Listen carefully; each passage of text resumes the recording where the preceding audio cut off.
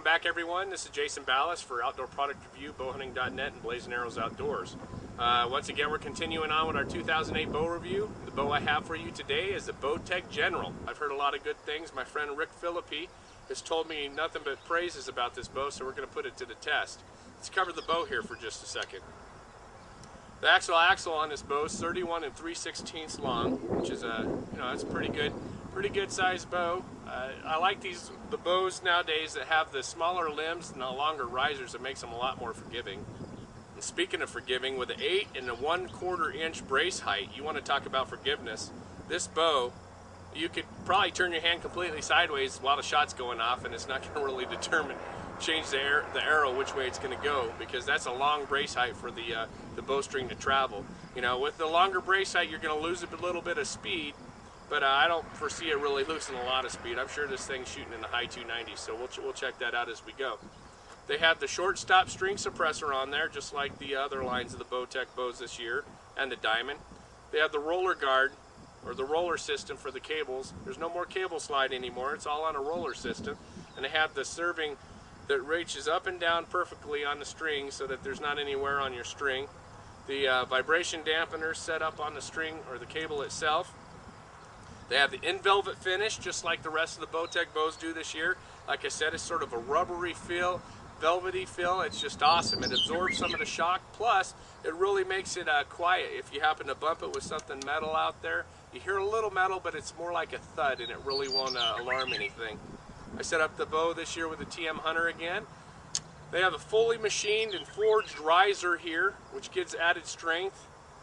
They have the center track binary cams that Bowtech's famous for, is these binary cams that they have out. They have vertical force technology. Their center pivoting limbs allow the limbs to pivot from the center versus from the front of the limb pocket.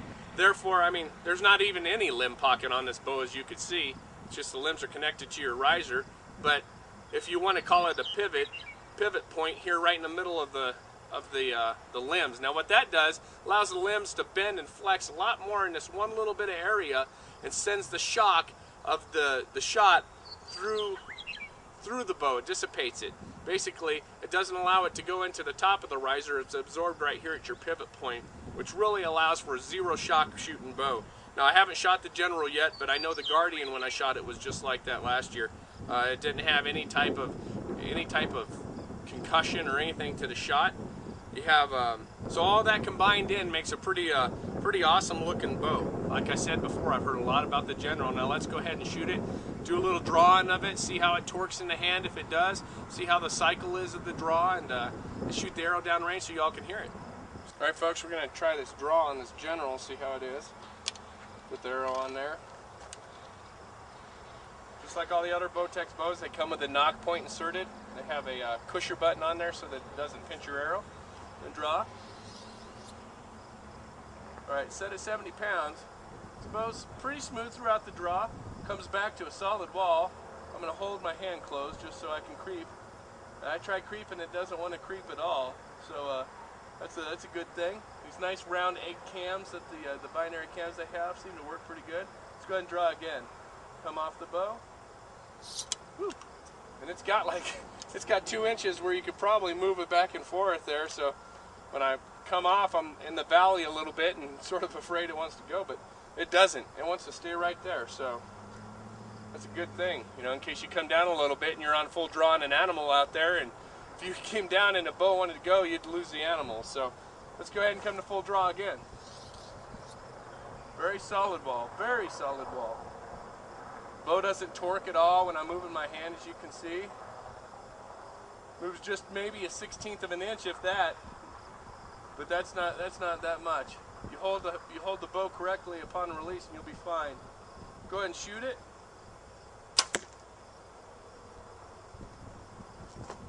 That bow didn't even make a sound. I don't know if you heard it or not, but it didn't make a sound at all. Just a chick. That was it, just a click, and that's probably from the rest. I had my hand completely open when I shot the bow. The bow didn't even move. All it did was fall backwards. That's without a stabilizer on there or shock suppressors or anything. So let's shoot that again. That was pretty cool. All right, folks, one more time with the General. We're going to shoot it. I'll tell you what, I'm still in awe here at how that felt. Keeping your hand, I'm going to keep my hand open so y'all can see. I'm just going to touch my top 2 fingers. It didn't even move. Didn't move anywhere. The bow stayed right there. Didn't make any sound. Not a sound. No hand shock. And I'm talking 0. When they say 0, there is 0 hand shock in this bow, period. The bow really felt smooth throughout the whole cycle of the draw. Came to solid wall. Got a good amount of play in there in case you have to come down a little bit. You bend over in a tree stand. All right, let's go ahead and shoot this through the chronograph, see what we got. All right, folks, we're going to shoot through the chronograph here with the Bowtech General. Of course, like every day around here, the wind starts picking up. Colorado, you never know what the weather's going to do. All right, it's a clear sky, but the wind always seems to blow out here. So we're going to go ahead and draw and shoot this bow, see what we get. 373 grain arrow from Victory Archery.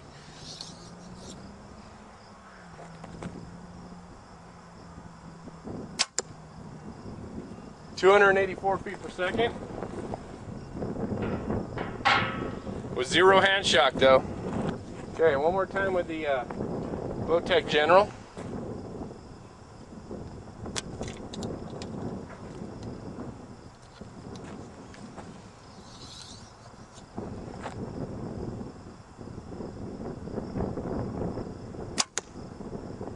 .287 feet per second. All right, folks. Well, 286 feet per second or so was the average on the arrow being shot out of this bow. That's really good.